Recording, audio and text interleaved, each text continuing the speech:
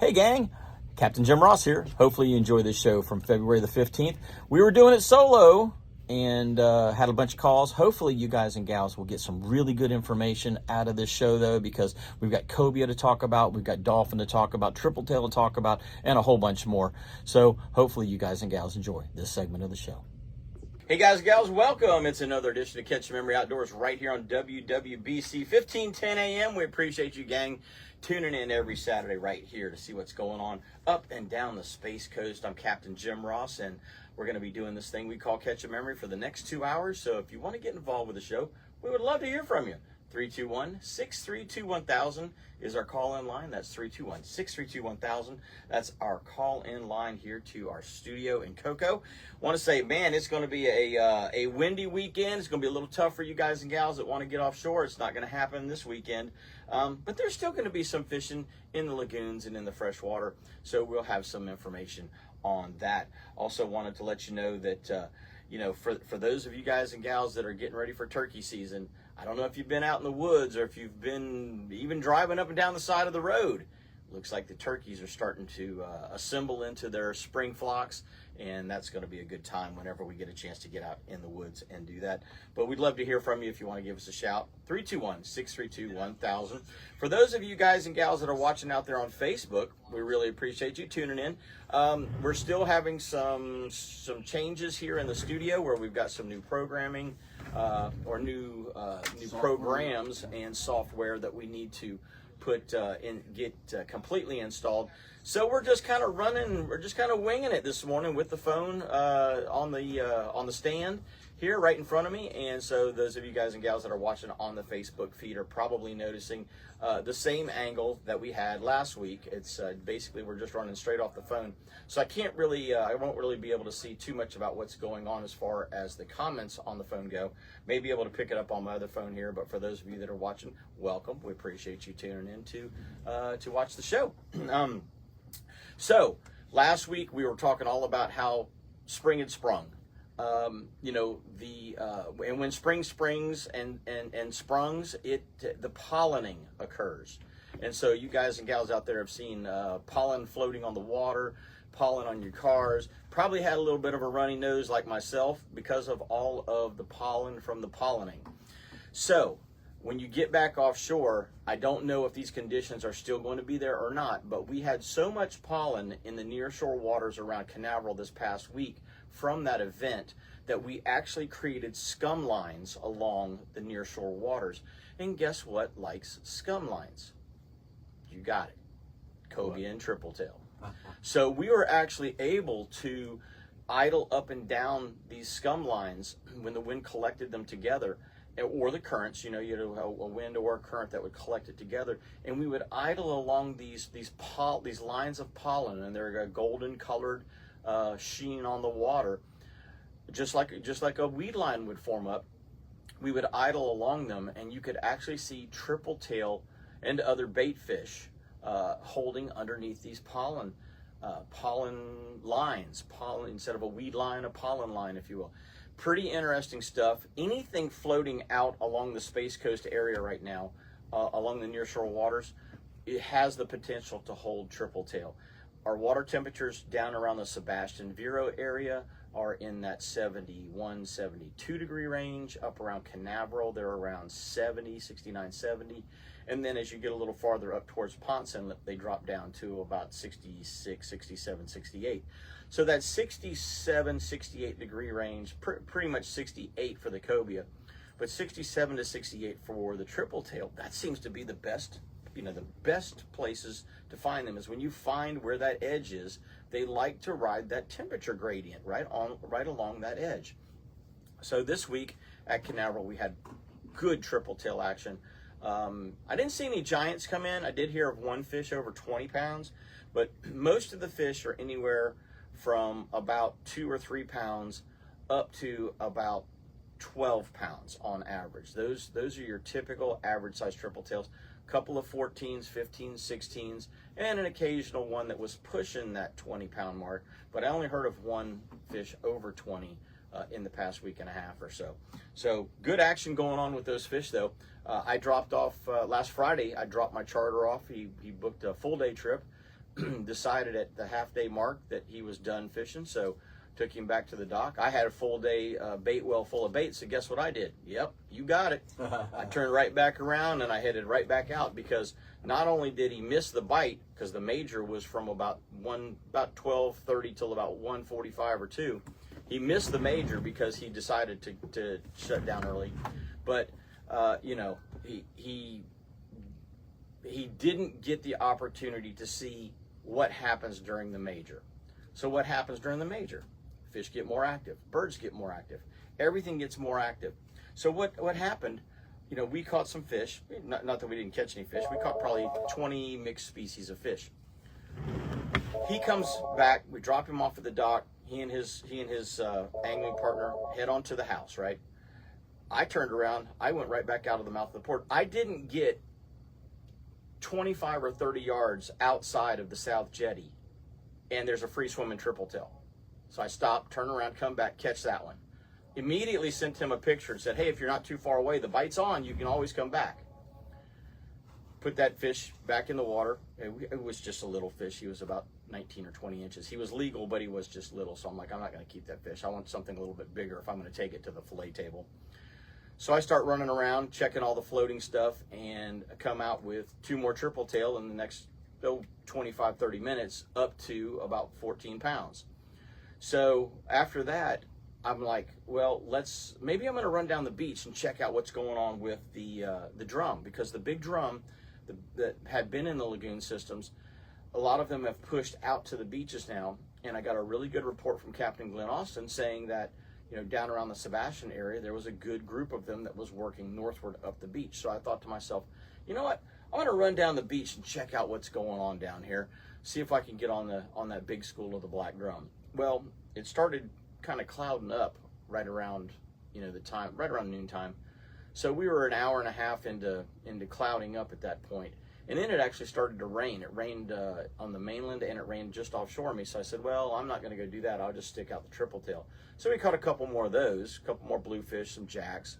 Then I said, well, I'm going to just go ahead and put it on the dock. But that was, you know, that was a typical Friday. And unfortunately, you know, my angler missed the best part of the day, because he even though he had a full day trip booked, he wasn't willing to wait out the full day's worth of fishing, and it got really good. And what you guys and gals are going to find here in the first part of this week anyway, is that the mid-afternoon time frame with this full moon that's just passing, the mid-afternoon time frame is going to be the best bite of the whole day, unless you're up in the middle of the night. That's up to you. I'm typically in bed in the middle of the night, so I'm not really concerned about that. But if you want to get up in the middle of the night, then that's actually going to be the best bite within the 24-hour period of time.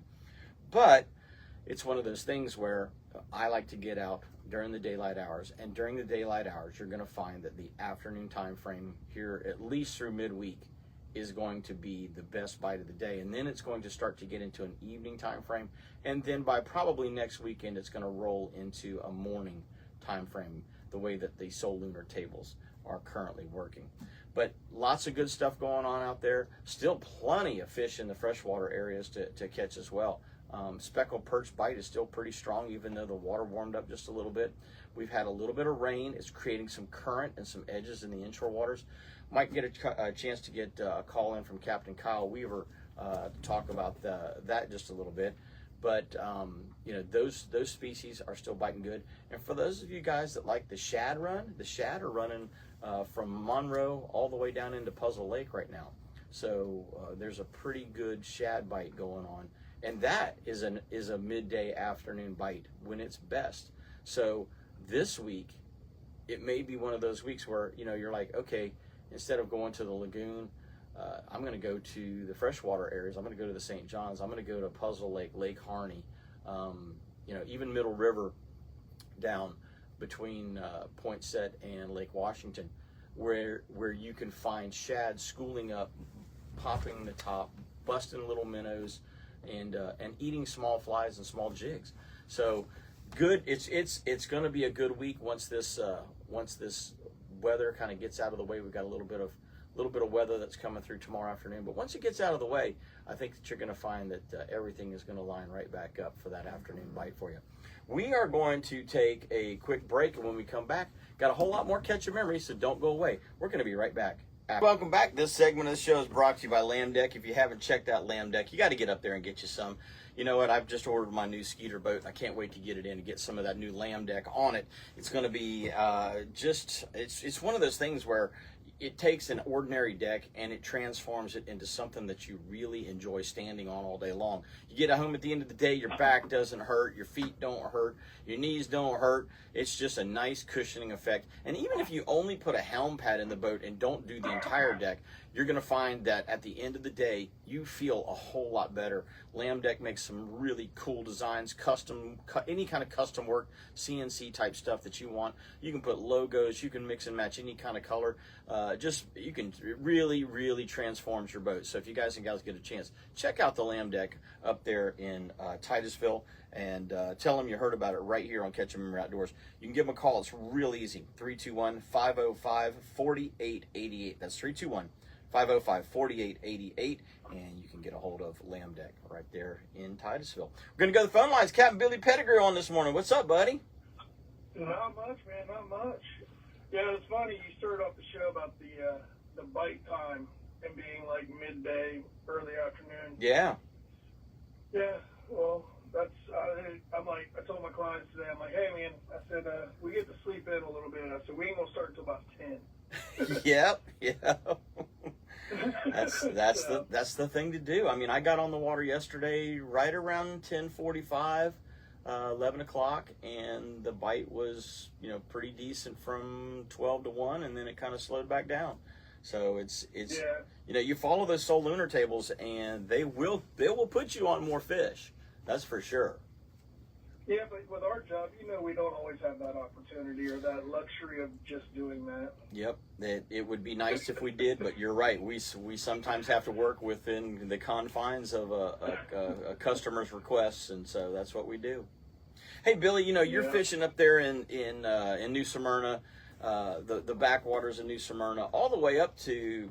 I mean, you get up to as far as Pellicer Creek sometimes, don't you? Yeah. Not quite that far, but yeah. I always tell people I fish Ponce Inlet to just north of 100, which is Flagler Beach. Gotcha. So Tomoka Basin, all that area in there. Yeah. Where's your hot bite been this week? I don't want to say. Port Orange area, how's that? We'll just say okay. Port Orange area has been real good. I was out the other day, just me and my buddy, we were messing around and trying to find, I grew up here, I know all the waters, and trying to find water that I have not fished, or trying to find water that I haven't fished in a long time. Right. It's hard to do. Yeah. Well, when you're on the water every day, year after year after year, you become accustomed to the patterns of the fish, and you know where they're going to be, and pretty much, based on weather conditions, water temperatures, things of that nature, when they're going to be there. And so you don't necessarily need to go look at other waters because you've already got an established pattern that you've established from years of doing this. Yeah. So, me and my buddy, we were out the other day just messing around trying to find something. I said, you know what? I said, let's go back to where we can go find fish. I said, I already know where they're at. And I think within an hour, we probably caught, 15 redfish, roughly. And I'm like, all right, well, now I got to go get my kid from school, so let's go in. So, yeah. We spent that last hour just sticking redfish after redfish after redfish. Like, I knew they were moving, and you had to follow them down the bank. They were already on the move, so you couldn't stay there and just pick them off. They weren't staying on like an oyster bar or something. They were just cruising, and all you do is get the bait out in front of them, and you were catching them. They were moving with the tide, huh? Yeah.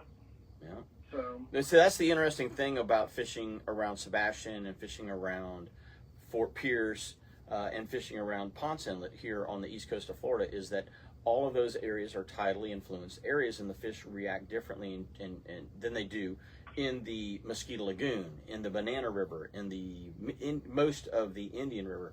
Those fish are not on a tide schedule. They're on a light schedule, morning and evening light schedule, and they're on a solunar schedule.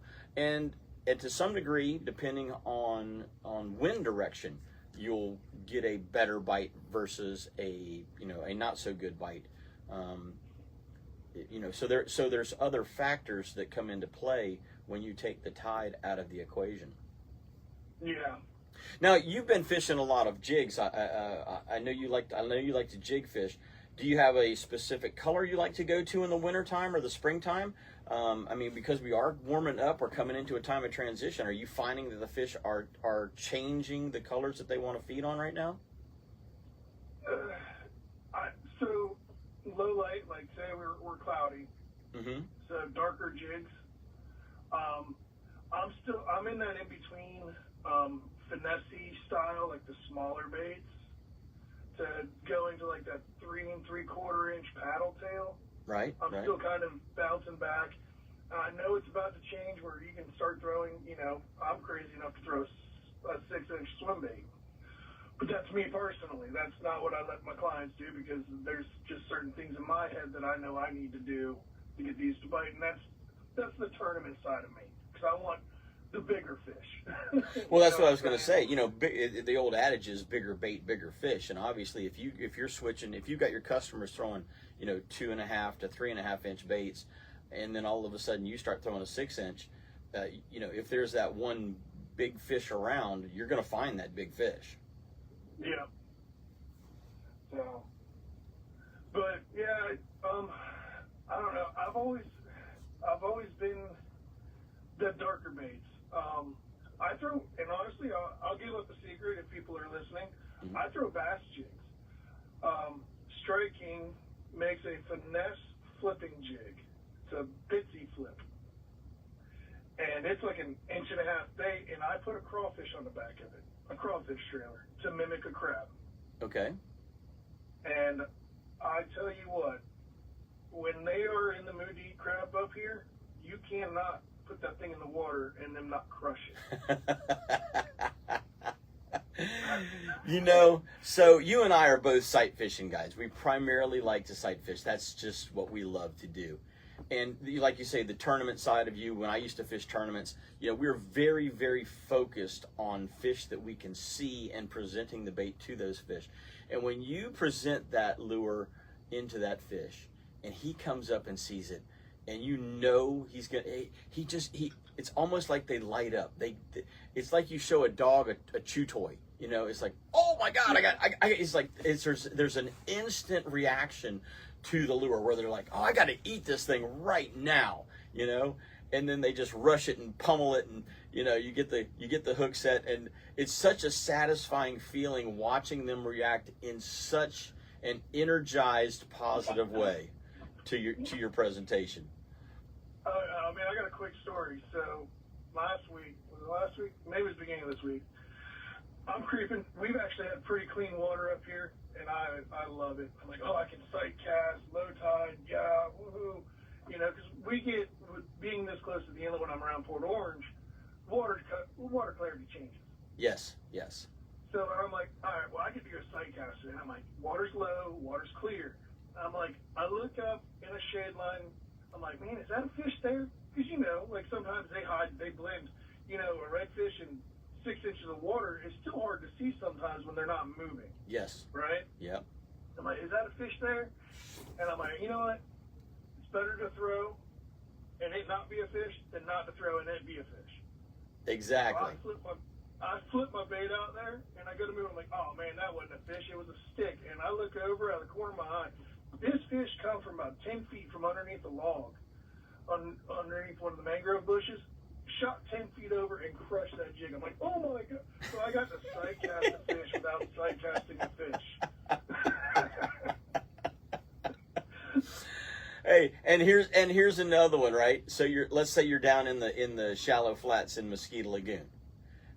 In the summertime, the grass has come back now in the summertime, and you're telling your client, oh, there's a tailor. You see him? Yep, I got him, right? And you're looking at one fish, and he casts at a completely different fish that you didn't see because you're focused on that one fish. And it's so funny how many times that has happened to me over the years, where the client and I were both on the same page, but we were on different fish. You know what that is? That's lack of communication from you. Because you didn't go, well, the fish is at 30 feet at 1 o'clock. Right. There's one out front, and he sees the one on the left, and you're looking at the one on the right. Yep. Well, in my mind, when he's doing a headstand and he's sitting there waving at you, it's like, okay, here I am with his tail out of the water. I mean, who can't see that, right? But it's funny that, in some cases that, the customer is looking at a completely different fish than you. It is pretty neat. It is pretty neat. That's the enjoyable thing about sight casting, is just being able to see the entire thing just unfold completely in front of you, where you see the fish, you identify which is the head, which is the tail, you make the proper presentation, and then the fish reacts to it in a positive manner. That is success. And that's pure joy when that happens to you as an angler, or as an angler captain combination, Yeah. And see where we are, with the Smoker River dumping into the Halifax and pushing out through ponds, we get very short time windows of actually having clean water. And most of it is December, January, February. And, come March, it starts to get dirty again because, warmer waters, the particles just doesn't settle as easy, in April. And you start getting algae growth. And I get very short windows to sight cast, so I try to take every advantage I can. Now, that being said, our fish are still shallow. We may not see them in the water, in a foot of water, scooting over an oyster bar or something, but they'll get up onto the mud flats, especially coming up into April. Water gets low 70s, so March, April, they'll get up on the banks in Ormond, and they'll, what we've always called them as, what's the word I'm looking for? Not cruisers, but crawlers. Crawlers, yeah. Where their backs are out of the water. Yeah. And I get that a lot of times in the springtime, the north end of where I fish, from Ormond up to Flagler. And those are some of the funnest, meanest fish I've ever dealt with, because I've dropped with clients live shrimp in front of their nose and they won't eat it. But then you take that same live shrimp, put it on a jig head, and hit them on the head, and they will crush it. And I just never understood why they did that. You almost fish them the way you would fish permit.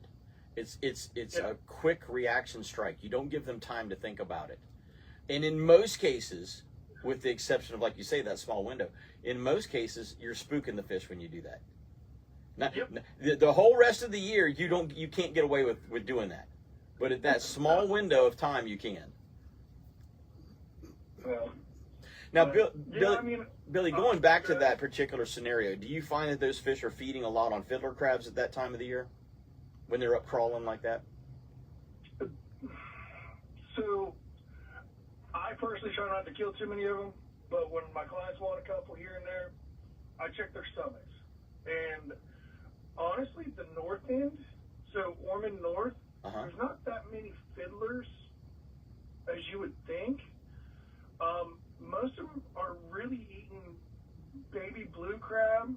I've seen them with like some worms, but a lot of them, because that time of year, we've got the grass shrimp are starting to show up. So they're gorging on grass shrimp and little blue crabs. Gotcha. Everything's hatching in the spring, and so that's where their mindset is I got to get these little baits while I can. Gotcha. Now these fish in Port Orange that time of year, they're snobby eaters. I've got a couple of them where they're packed full of stone crab. Yeah, you can't catch them on anything else but a stone crab. Yeah, if you throw anything bigger than a raisin, it's tough to get them to bite. I know exactly what you're saying. We get the same scenario in the upper and lower Mosquito Lagoon and the north end of the Indian River, where they get on those little, pea to raisin sized crabs, and you can't get them to pull off of that pattern. You can even peel a shrimp and throw a peeled piece of shrimp or a cut piece of ladyfish, and they're like, nope, I'm not eating it. They'll swim right around it. Yeah. No, I'm talking about these right here in Port Orange. They're eating like 3-inch stone crab. Like, I've cleaned a couple of them where they're claws. Oh, they're bigger ones. Okay. Oh, yeah. They're like, when they're eating $40 a pound of stone crab or more, yeah, buddy, that's what they're eating. Yeah. But they're fun, man, and, redfish has always been a passion of mine, and, I even get into the whole bass fishing. I fish a lot of these smaller little open club tournaments and stuff for bass. So, my tournament season's kicked off where I've already been to Jacksonville. I made a bad decision.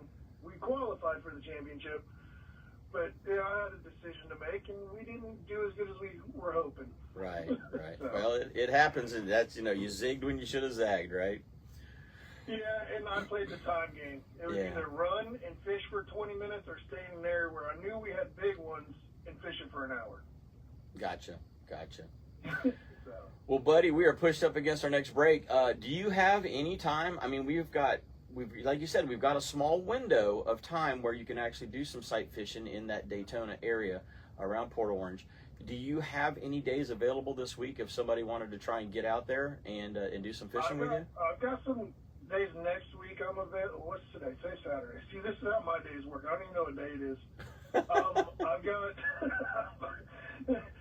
I got, let's see. So, 18th is booked. I've got Wednesday, Thursday, Friday open next week. Okay, so somebody can get out there and see how to do this if they'll give you a shout. How do they get a hold of you, buddy? They can get a hold of me on my website, redfishtails, it's TAILS.com, or they can give me a call at 386-316-0136. All right, brother. Appreciate it. Thank you so much, Captain Billy Pettigrew. If you guys and gals want to learn how to get it done and get it done right, he's the guy to call up there in that Port Orange area. Thanks so much for the call this morning, Billy. Yeah, no problem. Have a good one. You too, buddy. Bye-bye now. Hey, gang, we're going to take our next break of the show. When we come back, we've got a whole lot more with myself, Jim Ross, in the studio, and you possibly on the call-in line if you want to give us a holler, 321-632-1000. We're going to be right back with more Catch a Memory Outdoors after these messages. Brought to you by Sun State Pest Management. So, when you move to Florida, or if you lived in Florida a long time, you know that you've got bugs. There's ants, there's roaches, there's spiders, there's all kinds of stuff that are trying to live in and around your house that you really don't want in and around your house. So if you've got a work shed or garage or a home that's got some kind of a professional problem that needs to be solved, give the professionals a call at Sun State Pest Management, 800-781-7378. That way you can keep all of those pesticides out of your house, keep your kids, your dogs, your animals from getting into them, have the professionals come out and do a great job of putting that problem to rest in your mind, and basically using the right application with the right product. So we can all go to the store and buy a can of bug spray, but is it the right kind for the type of problem you have? Don't know. They do. Give the professionals a call at Sun State Pest Management. That's 800-781-7378. Right here in Rockledge. They've been serving Brevard County for decades now. You guys and gals won't be disappointed. Give them a shout and have them come out. We're going to go to the phone lines. Captain Mike Mann's on the line this morning. Good morning, buddy. Good morning, guys. How are you today? Good, man. Good. Well, are you on the water this morning, or are you giving the fish a break this morning? I'm giving the fish a break this morning, and kind of glad, too, because it's raining pretty good up here. Oh, really? Okay. Yeah, I got woken up this morning from the rain, and I was like, oh, I'm going to go jump in the truck, run some errands real quick, pick up some breakfast for Mama. And I'm like, oh, good, it's still raining. I'm happy to be off this weekend. We had some rain come through early in the morning, And I'm just pulling the radar up now, and I guess you're right. Yeah, there is still some scattered showers coming on shore, especially down around Sebastian, and then, like you say, up around your neck of the woods in New Smyrna and Daytona. a little bit of sprinkles. Well, buddy, we had a good time. We had a good time Thursday together. That was a lot of fun. The drive was a little challenging, but that was a lot of fun. Yeah. The drive is always challenging when you're heading to Miami. I'm starting to think about maybe flying down there. So here's the thing that I want to check out.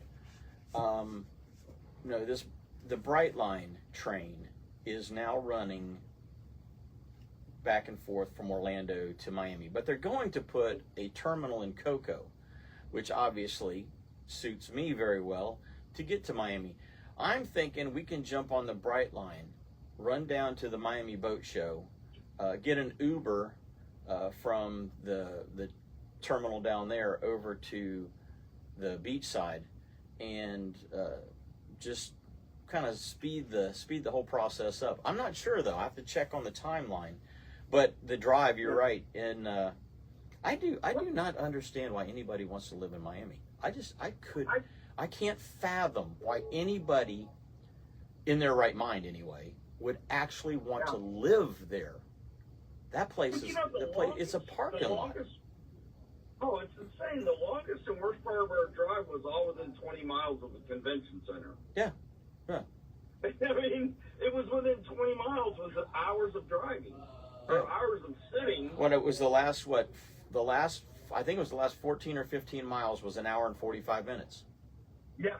And that's about what it took to get out 14 miles. Yeah. So, but it was a great time. It was great seeing, the boat manufacturers, saying hi to some of the people we know and guys in the industry. I mean, it was just a great time and, good networking. Definitely. And the day we went on, it wasn't as crowded as it is like today. So it made it much more enjoyable, because you actually get to talk to like sponsors of ours or potential sponsors. If we're trying to entertain a new sponsor, you actually get time to talk with them one-on-one, face-to-face, and that FaceTime goes a long way with your sponsors. That's for sure. It certainly does. I'll tell you what, your new boat looks pretty. I'm excited. Yeah, I'm excited. I'm looking forward to it. So, and what's interesting about that is they've always come with when they first designed the 24 bay, that boat was you could have optional twin 150s on it. Oh, well, wow. Yeah.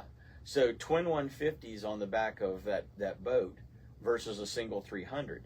But the additional weight, created draft issues for guys that were trying to get shallow. So they kind of went away from that concept, because the speed concept of it was great, but the draft concept of it kind of left a little to be desired. And so they went with the single 300, and the boat runs perfectly fine with a single 300. You're mid 50 mile an hour in a stand-up boat. It gets up and runs pretty good. But now Yamaha has come out and they've taken that 4.2 liter 300 and they've turned it into a 4.3 liter 350. Yeah. And so that's what I just put on the new boat. So that I'm going to be really interested to see what we can get out of that. And I was talking with Ryan Ricard. He just received his boat with a single 350 on it, and he's just running a Saltwater Series prop, the Saltwater Series Yamaha prop that comes stock with the boat. And he said he's running 62 mile an hour with that combination. And so I think if he plays with the props a little bit, I'm thinking he can get at least 2 more miles, maybe 3 more mile an hour out of it. That's great. Well, in any hole, you can throw a bunch of horsepower on and make it go fast. The key is making it go fast and comfortable. And have a stable ride, yes. Yeah. Controllable ride. Coming from the bass fishing side, there were boats that would do 100 miles an hour, 22-foot bass boat that do 100 miles an hour, but it was squirrely. Yeah. And there were guys that didn't mind the squirreliness. And then there were boats, at that time I was running a trike. And, when I finished out, I was running a trike. Uh-huh. And mine would do about 94, but it would do 94, and I had boats that would pass me, but I was safe. Yeah, you felt locked into to the seat and not hanging on, trying to grip it with your butt cheeks, if you will, Well, when you reach certain speeds, certain boats will do what's called chine walking.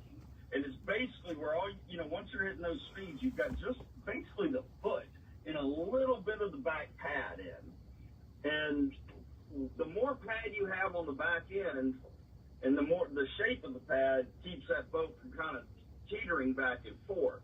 Right.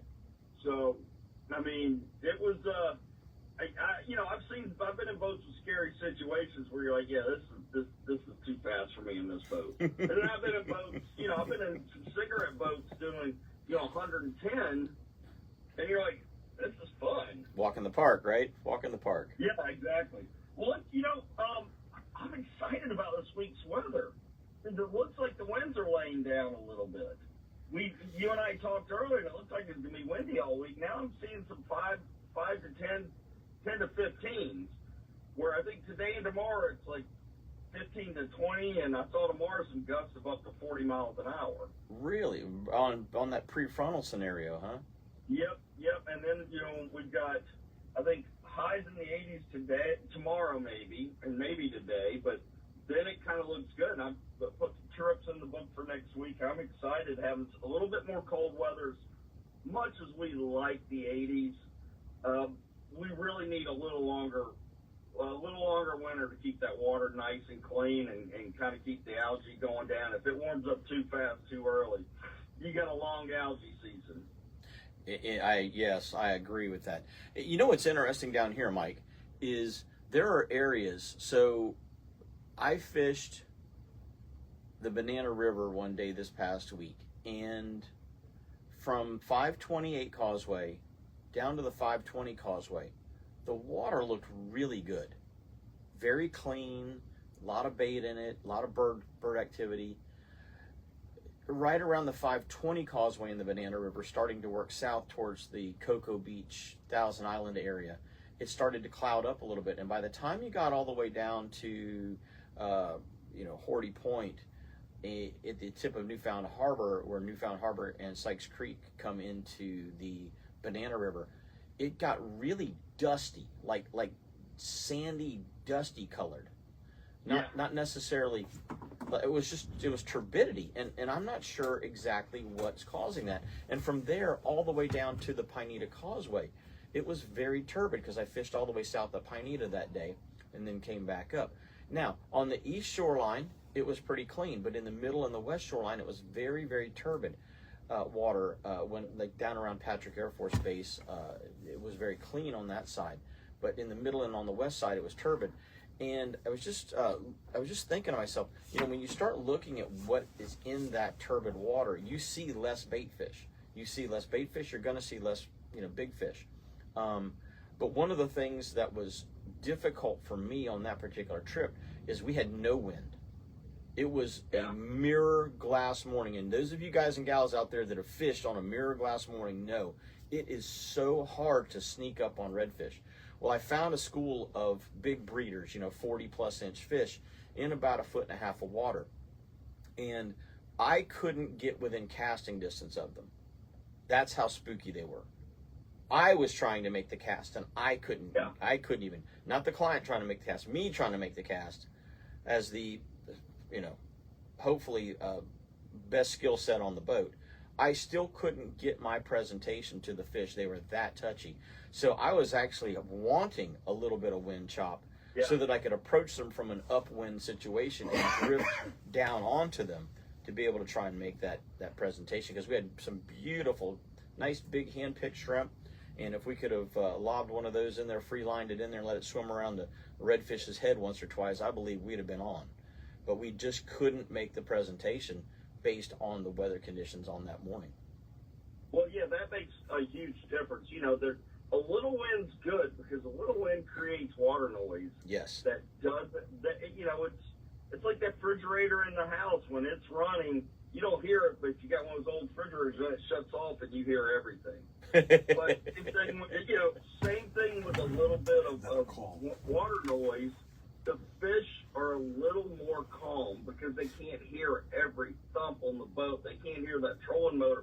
And as good a trolling motors as we have now, they still make a little noise.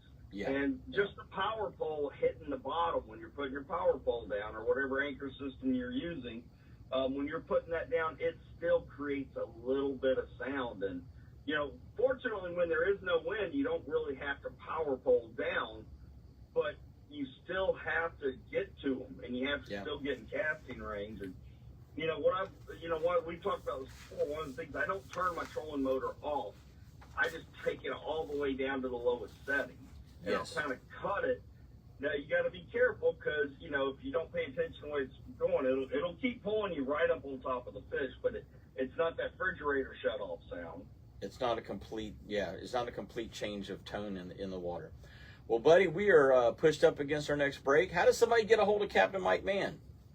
Yeah, I've got a few days open this month, and I've got a few days open next month. You can give me a call at area code 386-295-5991. You can write to my website, fatfishguide.com.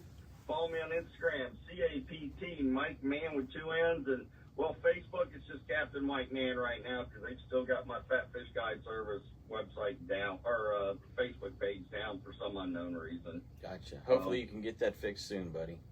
Yeah, but, you know, you can go right to my personal website, and you'll get all the photos and everything popping up, and you can reach out to me from there. Awesome. Well, buddy, it was fun Wednesday. I look forward to getting back together with you again real soon, and thanks for the call this morning for the update on the lagoon. Sounds great, Jimmy. We need to go get that Brazilian steakhouse. That sounds like a plan to me, brother. I'm in. I'm in. All right, man. You guys have a great weekend. Hey, take care. Bye. Hey, gang, we're going to take our next break. When we come back, we got a whole lot more catching memories, so don't go away. We're going to be right back after that. This segment of the show is brought to you by Engel Coolers, and if you haven't checked out the new UL60, it is probably one of the most versatile new products on the market, and you're really going to love this thing. So give them a shout down there at engelcoolers.com or check out one of your local retailers. They come in a variety of colors, but you're going to really be impressed with the price and the features of this new ultralight 60 that they have just brought out. It measures 29.5 inches wide, 17 inches high, and 18 inches deep. So it fits in almost any bay boat, skiff, back of your truck, anywhere where you need a good medium-sized, heavy-duty cooler. So give these guys a call over at engelcoolers.com. Check them out on the web at engelcoolers.com. You're going to be impressed. We're going to the phone lines. Captain Glenn Austin's on the line this morning. Good morning, buddy. Good morning, guys. How's it going this morning? Doing good, man. Doing good. Appreciate you tuning in this morning with us. Not a problem. Just at the house getting breakfast ready. So I got a service to go to this morning, so I'm not on the water, but we were on the water pretty much most of the week. Yep. Well, I just wanted to throw out a big thank you to you for helping me out with my power poles last week.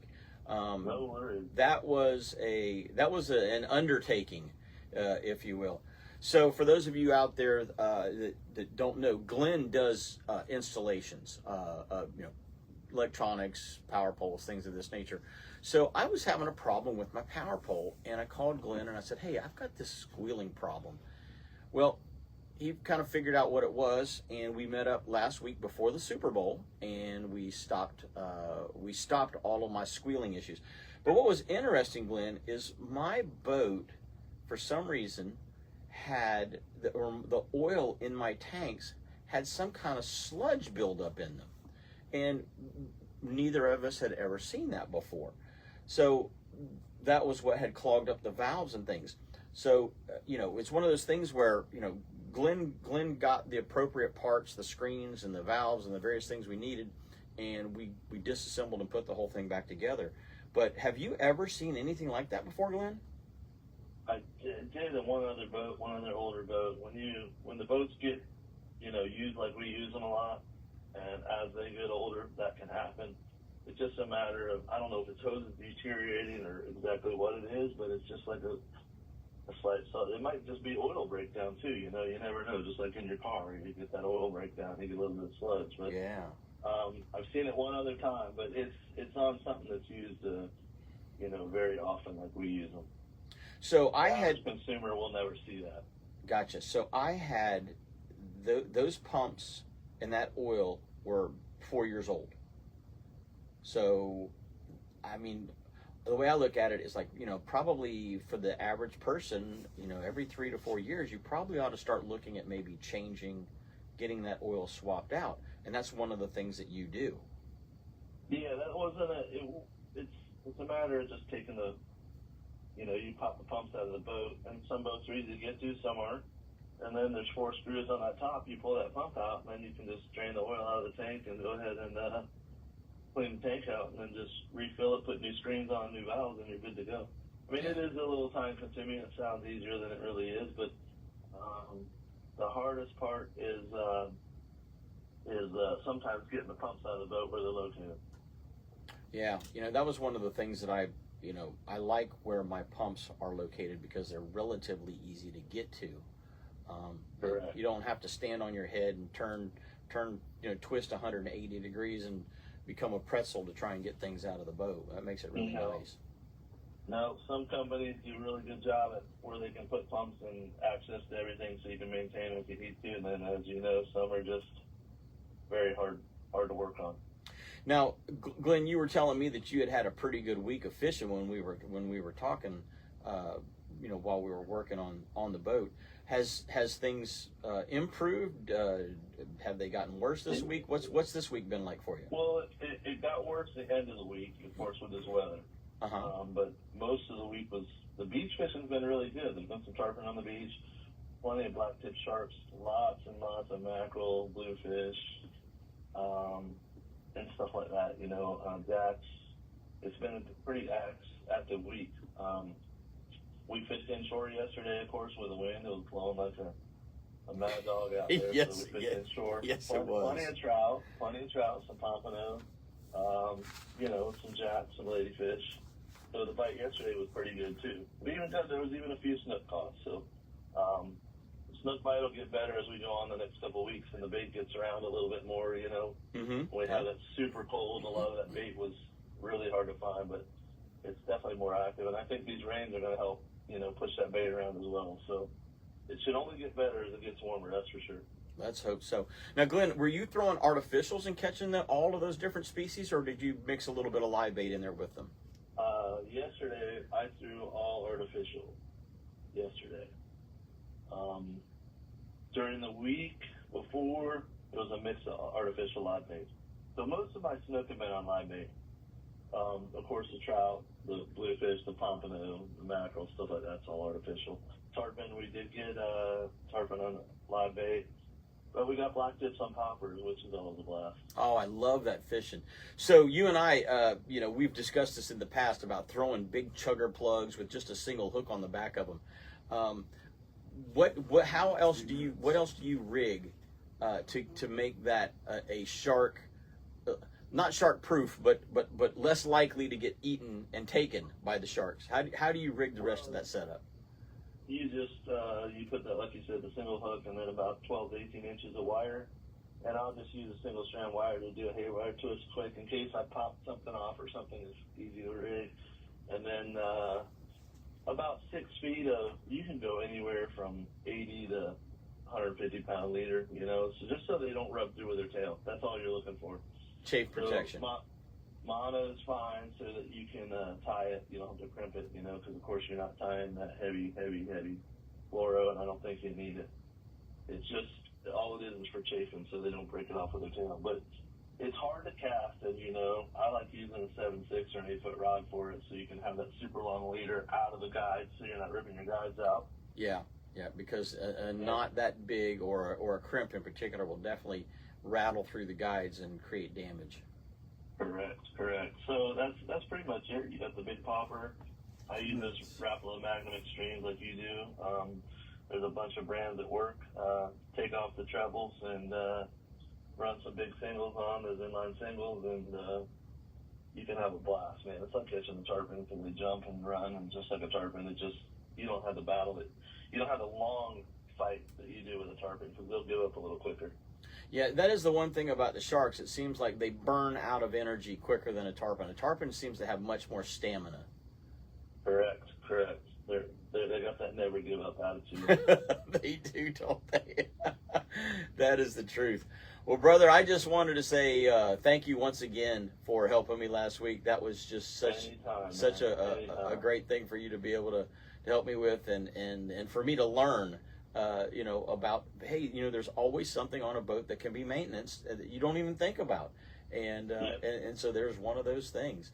Well, buddy, how does somebody get a hold of you if you want to go get out and do some fishing with Captain Glenn Austin? GoingCoastalCharters.com, or you can reach me at 321-863-8085. All right, brother. Appreciate the call back this morning, and look forward to seeing you again here real soon. Yes, sir. Have a good weekend, guys. Thanks, Glenn. You too. You too, Glenn. Hey, gang, we are going to take our top of the hour break. When we come back, we got a whole other hour of Catch a Memory, so don't go away. We're coming right back after these messages. Welcome back. Second hour of Catch a Memory Outdoors is starting right now, so grab a cup of coffee and grab a nice, comfortable place to sit and tune in. We appreciate you listening to the radio. And, of course, 1510 AM is our main signal here on the AM. And then, of course, you can get us, we have some low-power frequencies here on the coast in Brevard County. You've got 99.9, 94.7, and 100.7 FM. That'll cover basically from Titusville, Port St. John, all the way down to Micco, Grant, and Sebastian on the FM frequencies. Facebook Live, good morning to those of you guys and gals that are out there with us this morning watching on the Facebook Live. We appreciate you tuning in. And, of course, streaming anytime at catchamemory.outdoors.com. Click on that Listen Live tab, and you can get us right there on the streaming audio that comes over the web. We're going to go right to the phone lines. We've got Lisa Fitzgerald this morning calling in. Good morning, Lisa. What's going on it sounds like you may actually be in the woods this morning. Well, I'm actually sitting in my fighting chair out on my porch watching my jakes and gobblers strutting everywhere, so I know it's getting time for me to be in the woods. So, yeah. Those signs have started to show up over here. At the beginning of the first hour of the show, I was talking about starting to see birds starting to group up and starting to, get a little, do a little dance here and there once in a while. So you're exactly right. It is time to get ready for turkey season. I am so ready. So when I start whispering on the phone, that means that I'm in the turkey woods. Well, I won't be in the turkey woods, though, next Saturday. Next Saturday, we have a great happening. We have, since we had it canceled due to the hurricanes, we rescheduled our CCA Florida 2024 awards ceremony. And although everyone really has received their prizes, we are actually going to be awarding youth scholarships.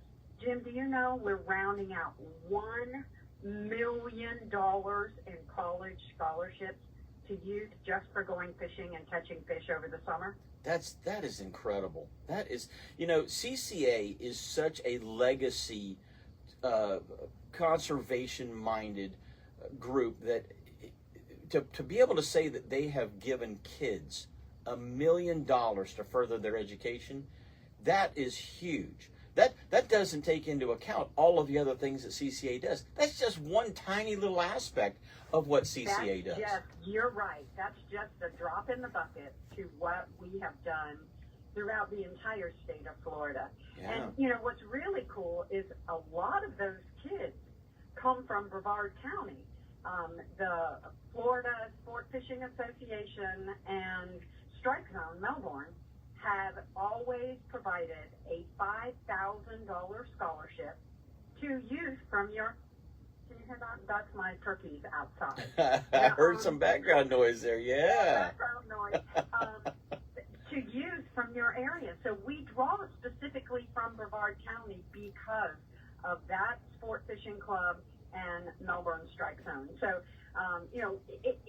it is so cool because the kids that are receiving these scholarships, we've been doing it now for 10 years, and I can tell you, I run into these youth, and they're no longer kids. They're adults, and they're going to FGCU. They're going to FSU, and they're becoming stewards of the land. They're working for FWC. They're becoming attorneys, environmental attorneys. So it has really become a significant endeavor for STAR and for CCA. But we can't overlook the fact that we've done over $10 million in the last 10 years. Yeah, Just in the last 10 years. Yeah, $100,000 a year for 10 years. That is making an impact. Yes. Well, and so we're going to award these scholarships at the award ceremony at Sweet Citrus Acres in Crystal River this next Saturday from 5:30 to 10:30. But there's something else that's really cool going to happen. What's that? We are showcasing at that event. You'll be the first to know exactly what's going to happen with STAR 2025. We will do a reveal of all the prizes, cool prizes, some new divisions, which people are going to go ape over. It's just going to be a cool event. You'll have complimentary beverages, dinner, all kinds of really cool raffles. Some of the greatest fishing celebrities are going to be at the event. So we are going to, we have some of the Fipper crew there. We have Blair Wiggins, Jay Withers, C.A. Richardson, Mike Anderson. So we're going to have a really legendary staff there. I shouldn't say staff, a legendary crew there for you guys to rub elbows with and to make a difference when it comes to the conservation of our marine fisheries and the benefit of our youth. So all of the proceeds that we raise, it's, people always say, well, why do you have these big events? Because we want to be able to award that $1 million in college scholarships. Yeah. We want to be able to do the IRL project and award $100,000 there. There's so many great projects. Those people that help donate to the CCA to make these things possible are this is a grassroots organization. This isn't gigantic corporations coming in and throwing millions of dollars around. This is $20 here and $30 there and $100 here that helps make all of this happen in many cases. And it's such a great organization for the average, common, everyday guy or gal that gets out and just likes to do a little bit of fishing. It is just one of the best organizations that I've ever been a part of. And think, Jim, we've got something so controversial on the forefront right now on your coast. Oh, the offshore closure. Yeah. Yeah. And I can tell you this is something that we'll stand arm in arm with every other organization out there and fight tooth and nail to try and keep from happening. Waging lawsuits, doing things that we need to do as an organization that supports the recreational angler. A lot of times, CCA is seen as only an inshore organization, but that is so far from the truth. You guys have put more reef material out than just about.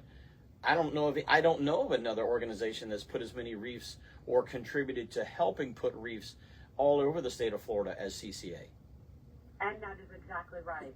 Working on closures for long lining, working on keeping the big boats out of the east coast of Florida so they're not taking our bait fish. And there's just, working on dolphin measures, working on so many different measures that affect that offshore angler. So please remember,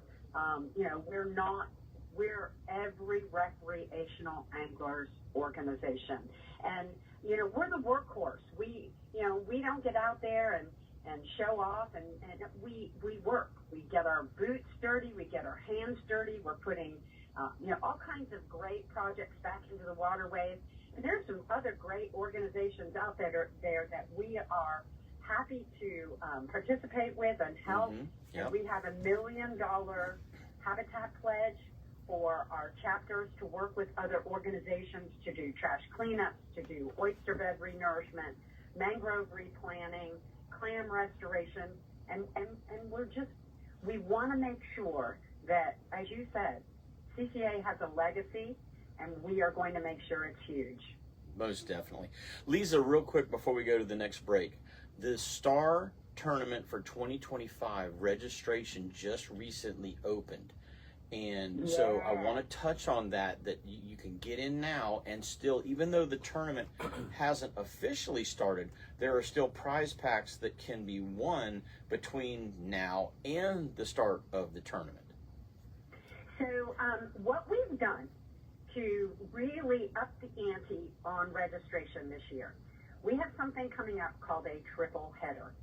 And that triple header is a boat raffle where we will be raffling off a Deck Cat Trilogy, a Spider FX19, and a Carolina Skiff. Okay. For everyone who registers before April the 1st, will receive 2 raffle entries into that drawing. Nice. Our value. Just $100 value. Just as a bonus for signing up. Just as a bonus for signing up. And we are going to draw for all 3 of those votes. That's so awesome. If you sign up before April the 1st, we are going to do our drawing after the competition is over, so you could win a boat without ever catching a fish. That is awesome. That without even going fishing, you could still win a boat. Without even going fishing, you can still win a boat. So we have made some really significant strides. You know, we have some great new supporters this year. I'm so proud of everyone, you know, who has stepped up to the plate. We are going to make some little changes, but I'm not going to share those until after the awards ceremony and the 2025 celebration. Right. Maybe the next call that we do, I will share those with your listeners. But if you want to hear about it, if you want to come to the event, we are going to be giving away long sleeve t-shirts from Sodium, tumblers from Realtree and Paddletail Waterfront. I mean, those 2 make up for what the cost of your ticket is. Yeah. We have complimentary beverages from Papa's Pilar, Tito's, Tin Cup, Cone Distributing, and Swamphead Brewery. It is going to be a night to remember. It is going to be a big time. I have a previous engagement, but I may try to sneak out of that and get back over to the CCA event. Well, you should come to this event because I will tell you, one for the memory banks and books. Yeah, most definitely. So, Lisa, real quick, if somebody wants to sign up for the banquet, is there still tickets available for it? There are. Normally we sell out. This is a rescheduled event. We already have tickets sold. I do have some tickets left. So if you are planning on going, I would suggest that you get registered before the 17th, because here's another little added bonus. Everybody who registers for the banquet before the 17th receives $25 in raffle tickets. Nice. So you can come to the event and have $25 in raffle tickets that you can put in any one of the raffles and win some really cool prizes from APCO, from Bahio, from Costa, from Starbright, from all the different organizations that support us. We're going to have some wonderful raffles, some wonderful trips, and just some really cool. In fact, we have a trip called the East-West Coast trip from FIPR, where they can choose an East Coast captain to fish with and a West Coast captain to fish with, and that will be one of our raffle packages. I'm sorry, one of our live auction packages. That's going to be exciting. That's going to be exciting. Well, Lisa, appreciate you calling in, telling us all about what's going to happen here at the tournament. Some little, snippets and previews of what's happening for Star 2025. And if somebody does want to get registered for the Star tournament at this time and take advantage of those extra tickets for the boats, how do they do that? They can go to our website at ccaflstar.com. You can not only register there for the competition, but you can also get your tickets for Saturday night and have a grand old time. If you have an RV, we are having it at the Sweet Citrus Acres Luxury Resort. You can have your RV right there on site, walk, and then stumble home. You can do it all. Huh? You can do it all. You can do it all right there. So well, that's fantastic. we look forward to seeing all of our our peeps there and having a wonderful time. I hope that you can sneak out, but we've got a great showing from the Fiffer crew and look forward to seeing all of our other guests there. All right, before we let you go, let's hear that turkey call.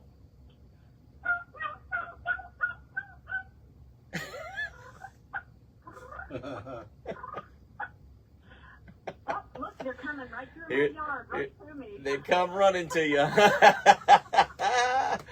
wish that were the woods. Oh, I'm telling you. Opening day, they'll run the other way, right? Well, opening day, I have to be at another event, which is for me, is this next Saturday. But Sunday morning, I will be sitting in a blind. Well, hopefully sometime about breakfast time, you'll have already got that big bird down, and you'll be smiling and profiling in the pictures for the social media. There we go. There we go. Well, thank you so much, Jim. Y'all have a great day. And what I always like to say is limit your catch, don't catch your limit. That is fantastic. That's fantastic advice. Thanks so much for the call this morning, Lisa. Have a great day. Bye. You too. Bye-bye now. Hey, gang, we're going to take our next break. When we come back, got a whole lot more catch of memories, so don't go away. Appreciate you tuning in every Saturday. For those of you that are watching on the Facebook feed, obviously we just letting the Facebook feed run right now because I'm running it off of my phone instead of off of the studio equipment. We're having some software updates and different things, and we've got to get that back going again. But for now, just so that you guys and gals that do follow on the Facebook feed can follow along, we've just left the show run through the commercial break. So that's why you're kind of hearing some overbleed and that sort of thing. We just had some of our friends, Jason and Kara, that stopped in and said, hey, I hadn't seen them in quite some time. So it was good seeing them, and hopefully we'll get a chance to get back together with them real soon. Did see here on the feed, though, Bo Bergeron was saying that the Osteen seems to be the place for turkeys because he says they won't even get out of the road when you're trying to drive down the road. Oh. He says the big ones are just sitting in the middle of the road, so might be a good place to go. Are they good eating, the big ones? Turkeys are great eating. I mean, those running on the side of the road. I don't see how they'd be any different than the ones running in the woods. I mean, they're no butterball, but you know what is, right? I thought the runners were tough meat. I heard. No. Well, you can't really eat their legs as much as you can like a regular. Henry VIII. Like, I eat, yeah. A turkey breast. But the turkey breasts are really. I enjoy eating turkey breasts. Some people don't. Some people aren't all that fond of them. But I can't. You just dice them up and bread them, and I mean but it doesn't. To me, it's pretty darn good stuff. Cool. Hey, we want to let you know this segment of the show is brought to you by Petrucci Insurance. If you guys and gals are looking for a way to save money, here's one of the best ways to do it. You need to call Petrucci because I'm positive that you probably are paying too much money for your house insurance, your car insurance, your boat insurance, whatever it happens to be. And they can find a better policy at a better price in most cases than what you're currently paying. Now, not all the time, but I can tell you in my case, they every single year we go back and we revisit my policy and they find ways to tweak it so that it better suits what I'm trying to cover, and it keeps my price as low as they can possibly keep it. And those two things are what Petrucci Insurance Agency does. The insurance companies are out there to take every penny from you they can and not give any of it back. That's the way that an insurance company works. That's how they make profits. Insurance agencies like Petrucci are out there looking out for your best interest to get you the best deal possible. And so that's why we go with Petrucci Insurance. You can too if you give them a call, 321-632-1200. That's 321-632-1200. I highly recommend that you give them a call this coming week and have them do some kind of a rate quote for you. And you're going to find that in many cases you are paying more than what you need to pay. And that's not a good thing if you like keeping your own money. Hey, you know what? We got, want to let you guys know, guys and gals know that if you haven't obviously been paying attention to the show, or you're just tuning in, the Miami International Boat Show is going on this weekend. Today, obviously, it's a little late to head down today, but they're open until pretty late tonight. They're open tomorrow as well. A lot of really cool vendors and things down there. Tackle companies, electronics companies, all kinds of boating accessories. Just a really, really great show. The hard part is getting in and out of there. It's the last 15 miles getting in and out of that place. But on the weekends, it's usually not quite as bad because you don't have the Friday morning rush hour traffic to deal with. So that's always a good thing.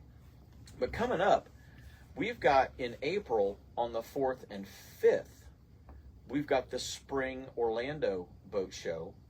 And in March, just in a couple of weeks, we've got the Space Coast Boat Show, which is at the Merritt Square Mall. So both of these are obviously great for local people here in the Central Florida area. March of 2025 on the 15th and 16th is the Space Coast Boat Show in Merritt Island. And then April 4th through the 6th is the Orlando Boat Show. And then right after that, you've got the 12th and 13th of April, the Vero Boat Show for those of you in the south part of the listening area. So a lot of boat shows coming up here in the next month and a half. And if you guys and gals are in the market for a new boat, obviously it's a great time to get out there and buy because selection is high, prices are dropping, and interest rates are getting better. So you guys and gals can get into a boat if that's something that you are interested in doing. I'm going to go back to the feed here, and I was looking this morning. Where was it? I saw when is the best time of year to catch mahi? Was Bo Bergeron was asking, and so here in Central Florida, that can change. It can be anywhere from early to mid-April to as late as the second week of June. Now, here's what it is all dependent upon. Water temperature. So Dolphin prefer water temperatures that start right around 75 degrees, 74, 75 degrees. 76 is even better, up to about 80, 81 degrees. That's their preferred temperature range. So, you hear us talk about on this radio show a lot about the buoys and what's going on at the buoys. So the Ponce buoy is 13 miles offshore of Ponce Inlet. Gives you a weather condition as far as wind goes. It gives you a water temperature, and it gives you wave height. The 20-mile buoy out of Canaveral, the 4-mile buoy out of Canaveral do the same things. That's the one that because I fish the majority of my offshore days out of the Canaveral area, that's where I fish the majority, or that's where I look at those two buoys the majority of the time. The 4-mile buoy obviously is a little shallow to catch dolphin, but it'll give you a good indication of what the water temperature is in the inshore waters. And then the 20-mile buoy will give you a good indication of what it is, just halfway between the inshore waters and the western edge of the Gulf Stream. So you can kind of keep that in mind, knowing that the Gulf Stream is pretty much a constant temperature. And you can see by looking at temperature charts where those breaks occur in that 76, 78, 80 degree range, where you can go out and try to say, hey, here's a potential focal point where we've got a fairly decent temperature gradient change from the inshore waters to the offshore waters. Bait will have a tendency to stack up along that. And of course, wherever there's bait, you're probably going to find dolphin. But here, and then of course, Fort Pierce has got a couple of buoys as well. For those of you that are going out of Sebastian Inlet, listen to the Fort Pierce buoy a little more than the Canaveral buoy, obviously, because as the stream is going from south to north, the Gulf Stream that is, the fish this time of the year in the springtime are moving from south to north. So it's a northward migration, and you can follow that temperature gradient. If you just threw 76 degrees out there as a rough number, 75, 76 degrees is a rough number, that's a great temperature for dolphin. So find where that temperature is and then go fish that temperature. If you run out of Ponce, you can find that temperature. You just have to get a lot farther offshore. If you're down out of Sebastian, it's a lot closer to shore simply because of the orientation of the Gulf Stream in relationship to the mainland. So I hope that answers some questions for Bo and for anybody else out there that may be interested in doing some dolphin fishing. But get your Dolphin gear ready. If you haven't respooled, it's time to respool your rods. It's time to check all your guides. Make sure your guides are all, it's been since last year in many cases that a lot of you guys have gone offshore. So flex your rods, make sure all of your guides are tight. Make sure if you've got rollers, stainless steel rollers, bearings on some of your guides, that those are working properly. If not, get all that stuff serviced right now. Get your guides tightened up. It may be as simple as having the rod reflex coated, or just the guide wraps reflex coated. It may be a complete disassembly of the stripper guide, or of any of the roller guides along there where you do a rebuild on them. But get them fixed, get them ready, get new line on your rods, because the worst thing that you can have happen is to go out there with last year's line on your rod and you get into a good bite and you've got line breakage or some other kind of issues that are creating chafing or whatever. So that's what these days like today, rainy day, blowing offshore, you're not getting there. That's what today, God gave you this day so that you could get yourself prepared for when he makes the weather right and the Dolphin bite. So you want to make sure that you're getting out there and doing that today. So long story short, right now's the time to prepare. I'm going to talk a little bit more about preparation in the next segment, but after this break, we're going to talk about that. So don't go away. Catch a Memories coming right back. Direct Graphics over in Cocoa, 321-631-1001. Get a hold of Direct Graphics. Any kind of t-shirts, banners, boat wraps, truck wraps, any kind of a vehicle wrap that you might need, they can design it, print it, install it for you. You need business cards, you need rack cards. Any business needs these sorts of things to be help them get out there and get known by the public. And so anything that they can do, that they can print and create for you, can be done right here on the Space Coast at Direct Graphics. 321-631-1001. Tell them you heard about it right here on Catch a Memory Outdoors, and let them design something really cool for you. This is also the Starbright Cleaning Solutions segment of the show. And, we talk a lot about cleaning this, cleaning that, cleaning your deck, cleaning your upholstery, cleaning your stainless steel, whatever it happens to be on the boat physically. But what we don't talk a lot about is cleaning the internals of your boat and the engine. And one of the things that you guys and gals can do, because it is now coming into quote-unquote boating season again, and some of you out there have left your boats on the trailer, at the storage unit, at the house, in the marina.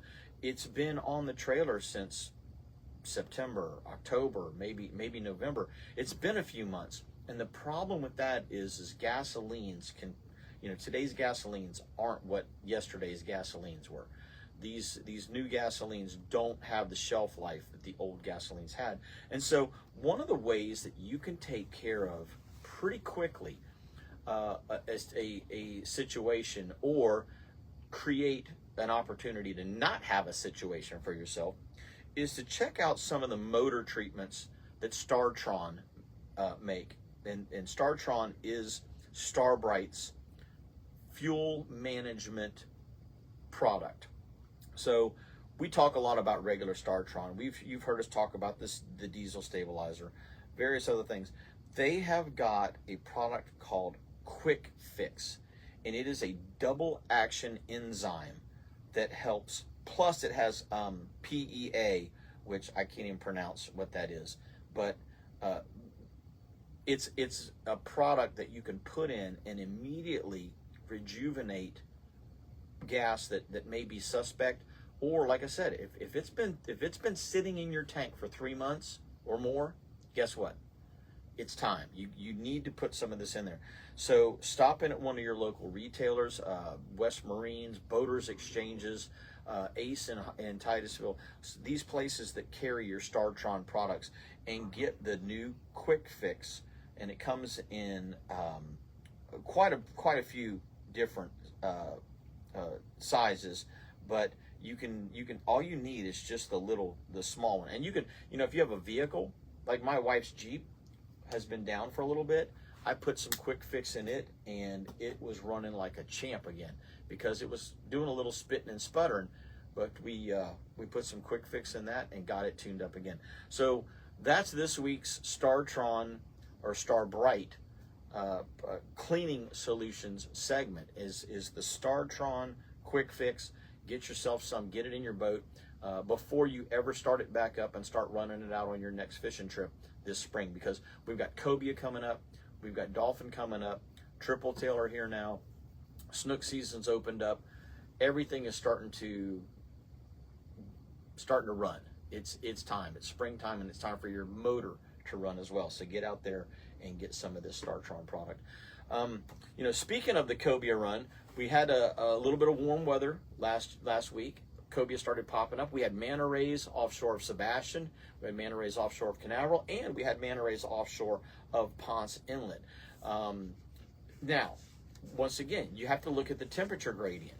So at Ponce, it was a little bit farther offshore, but we had an anomaly. We had a warm water we had a warm water eddy, if you will, that came in on the north side of the Cape. And it got some of that warmer water pushed in towards the beach up around between Playa Linda, the observatory, and the south parking lots at New Smyrna. And so we had manta rays that came inshore following that temperature gradient, feeding on some of those plankton lines, and which, by the way, we talked at the beginning of the show about the pollinating and how the pollinating creates scum lines or lines of pollen floating on the water. We saw this 3 weeks ago outside of Sebastian, 2 weeks ago outside of Canaveral, and this past week outside of between Canaveral and Ponce. So look for those temperature gradients, look for those scum lines, and those are areas where you can oftentimes find those manta rays feeding, and the manta rays obviously attract cobia around them, because the manta rays will brush the bottom and flush cobia or flush crabs out that the cobia like to eat as they're just cruising along, feeding. Plus, if they're anywhere where there's any bait pods, like what happened out of Canaveral this last week, we had bait pods in about 62 feet of water straight off of the Cocoa Beach Pier and straight off of the Patrick Air Force Base area. So those bait pods are obviously a food source. The manta rays were in conjunction with the food source that the bait fish were feeding on. They're all feeding on the same plankton. The cobia use the manta ray like a mobile ambush station. They simply ride along their back until they get close enough to one of these bait pods. Then the cobia peel off and start feeding. So we had multiple types of scenarios where you could catch cobia, both on the manta rays and up free swimming and on bait pods. So we had 3 different types of opportunities to catch those cobia this past week. It was really, really neat to see some of the guys getting out there. I talked with Captain Blair Wiggins. He got out on it a couple of days and had some good shots at cobia, had some good manta ray fishing. Talked with some of the guys out of Ponce that were running south to that group that was up off of midway between Canaveral and Ponce. And I was talking with Captain Kyle Weaver, and he was talking about some of the fish that he was seeing off of Sebastian. And they actually fished those fish when they were coming from, they were transitioning back and forth to the Bahamas on a wahoo trip.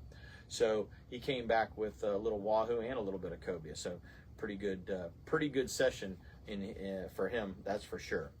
Well, guys and gals, we've got one more segment of the show to go. But if you want to give us a call, we would love to hear from you. 321-632-1000. That's 321-632-1000. And you can give us a call right here and see what's going on in the studio. Or if you have any questions, you're more than welcome to give us a call here and give us a question. We're going to do the catch conditions right now. I'm actually kind of a little late on the catch conditions this morning because the minor for this morning started at around 8:10 and goes to 9:10 a.m. And then we've got another minor this afternoon from 8:40 p.m. to 9:40 p.m. But the soul lunar tables, for those of you guys and gals that may not be, have not listened to the show very much, these are the times when you have increased activity levels. So these increased activity levels create better opportunities for you to get out in the woods and, shoot that turkey or that deer or that hog. Shoot those ducks out of the air if you're duck hunting. It gives you better opportunities of catching fish. Just all game in general respond to these Solunar tables, and the Solunar tables are brought to you by the guys and gals down at All About Archery in Melbourne. So the major for today is actually, we were talking about this at the beginning of the show as well, 1:54 p.m. to 3:54 p.m. So this afternoon, hopefully these little bit of showers, rain showers that we've got coming on the central part of the Florida coast will dry up by then, and you guys and gals can get out and take advantage of this, because basically from just before 2 o'clock to just before 4 o'clock this afternoon is going to be the best time for you to be out either fishing or hunting, is what it looks like. Let's look at the rest of the conditions. From Ponce Inlet to Sebastian Inlet, obviously small craft advisory goes into effect yesterday. It's going to be in effect through tomorrow. Today we've got southeast winds at 10 to 15 knots. Seas are going to stay southeast, and they're going to increase from 15 to 20 by tonight. So it's going to get a little bumpy out on the ocean. Seas inside of 20 miles are supposed to be about 4 to 6 feet, with an occasional 7 and 8 footer rolling in, and a dominant period of around 8 seconds. Those buoys we were talking about just a little bit ago. Ponce buoy this morning, 65-degree water temperature. It's 13 miles offshore, 7 foot at 8 seconds. 65 is a little low for Cobia, so if you're running out of Ponce in the next, once the weather lays down a little bit, you probably are going to want to run to the south and get down to that 68, 69-degree water. The 4-mile buoy out of Canaveral is already at 70 degrees, so we're good there. No problems there. Cobia can be anywhere from the end of the shipping channel out to the 20-mile buoy, anywhere on those structures, anywhere in between. So look for those features. Look for those scum lines. Look for those rips and little weed lines. Look for any kind of a good hard temperature break. But today, or this morning, it was 4 foot at 8 seconds, so you're not really going to get out there and look for them today. The 20-mile buoy was 7 feet at 8 seconds, and that's absolutely no fun whatsoever. 73-degree water temperature, though. 6-mile buoy out of Fort Pierce, 73-degree water temperature. Seas are 5 feet at 8 seconds right now. Western edge of the Gulf Stream is 45 nautical miles out of Ponce, 32 nautical miles out of Port Canaveral, and 26 nautical miles out of Sebastian Inlet. Current surf temps at Ponce, 64 degrees. Cocoa Beach, 70 degrees. And Sebastian Inlet, 72 degrees. And the tides look like this. We've got a high tide at 9:23 a.m., a low at 3:34 p.m., and a high again this evening at 9:47 p.m. And the tides at Sebastian, 9:29 a.m. is your high, 3:47 p.m. is your low, and 9:51 p.m. is your high. Remember, gang, 70 degrees at the 4-mile buoy, 65 degrees at the 13-mile buoy out of Ponce, and 73 degrees out of Port Canaveral. So if you're looking for that 68 to 72 degree magical box of ocean water, it's between Ponce and Canaveral right now. So as soon as these seas lay down, it's time to get back out there and get after some of these cobia. We're going to take our last break of the day before our last segment. We're going to be right back with a caller on the line, so don't go away. We're going to be right back with more Catch a Memory after these messages. Last segment of the show. This segment is brought to you by Strike Zone down in Melbourne, and we appreciate Strike Zone being a huge part of this show for so many years.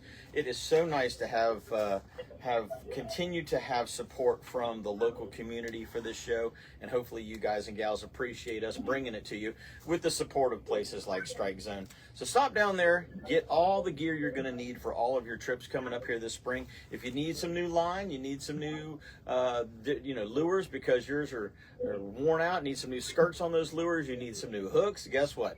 Strike Zone's got it all. Stop in there and tell them you heard about it right here at Catch a Memory Outdoors, and I know that they will appreciate that.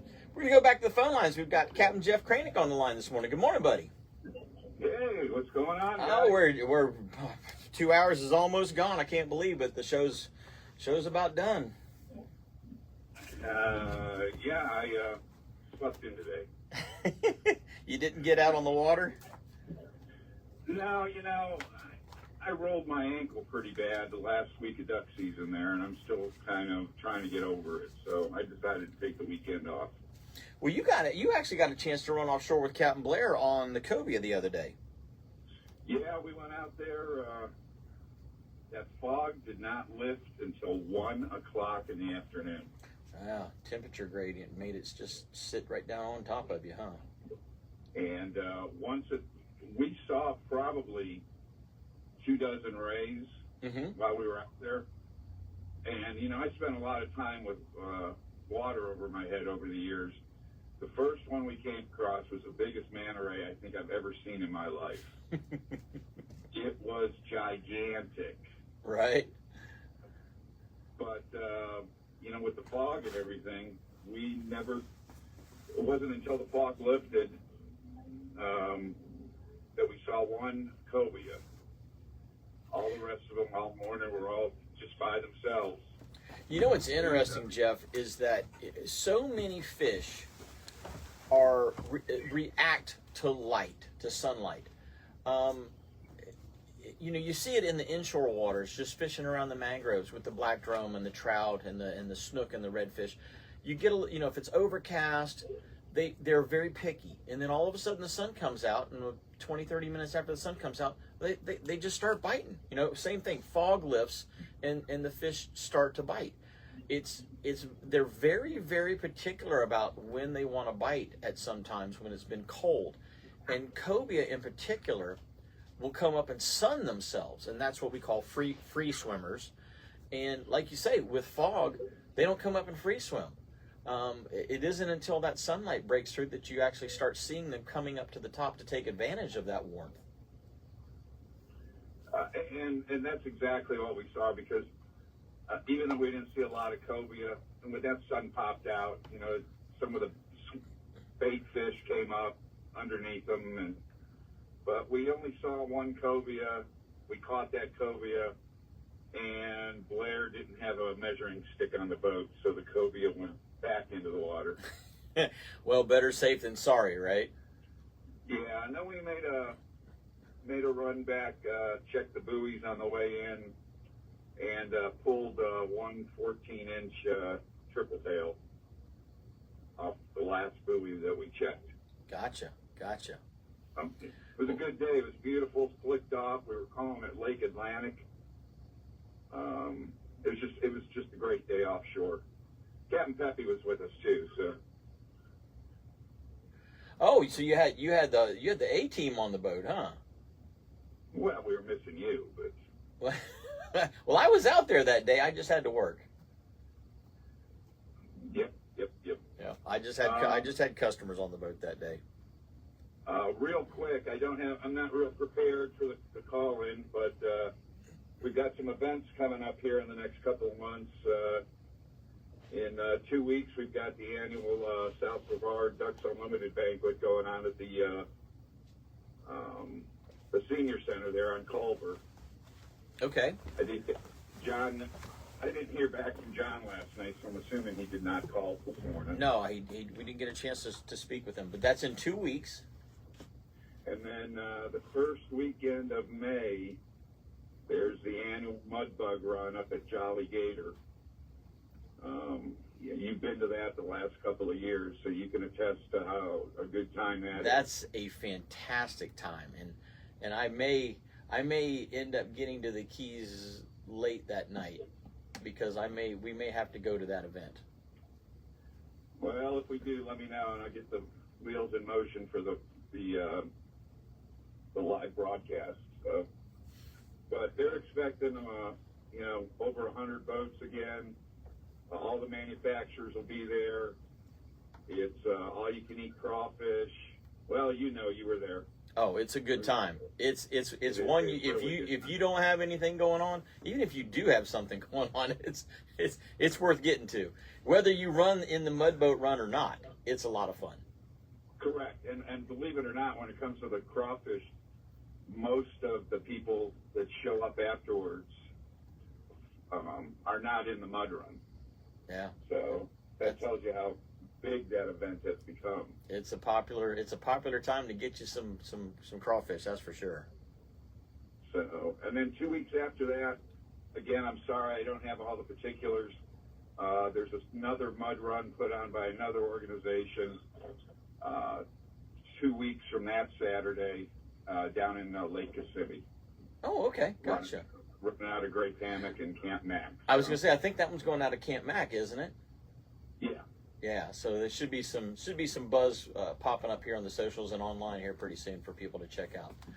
Well, buddy, thank you so much for the call and the heads up on the DU banquet for South Brevard, and then both the mud runs. Great. I will talk to you later. I appreciate it so much, Jeff. Thank you, sir. Hey, tight lines. Alrighty, bye-bye now.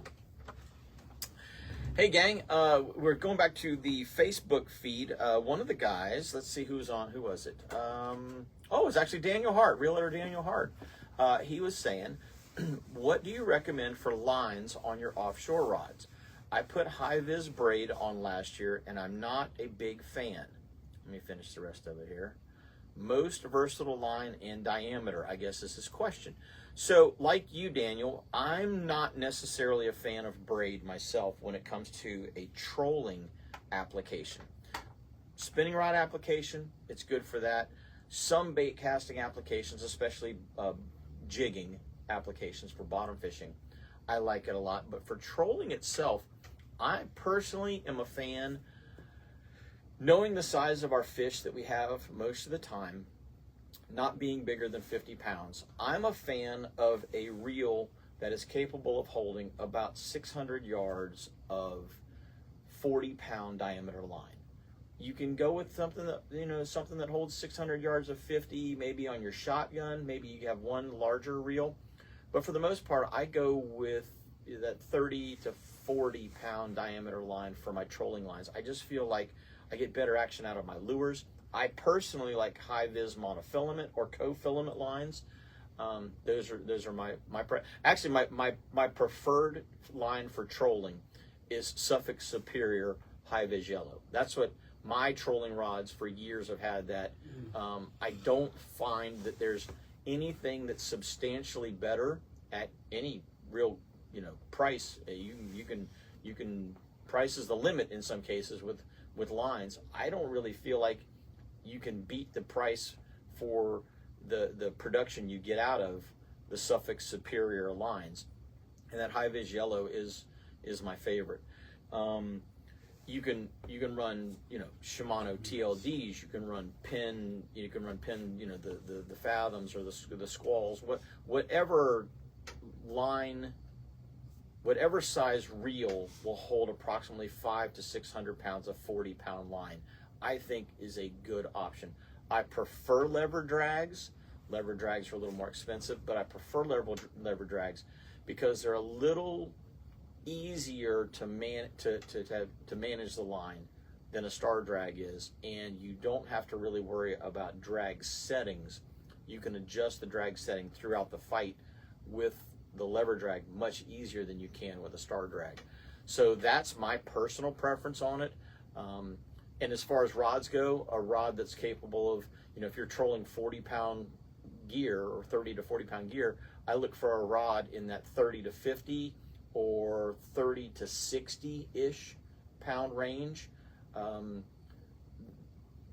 That's personal preference as well. I prefer a 6 to 7 foot rod for trolling, and on my shotgun rod, something that's maybe a 40 to 80 pound class rod with a 50-pound line and a reel that's capable of holding 650 yards of 50-pound line roughly.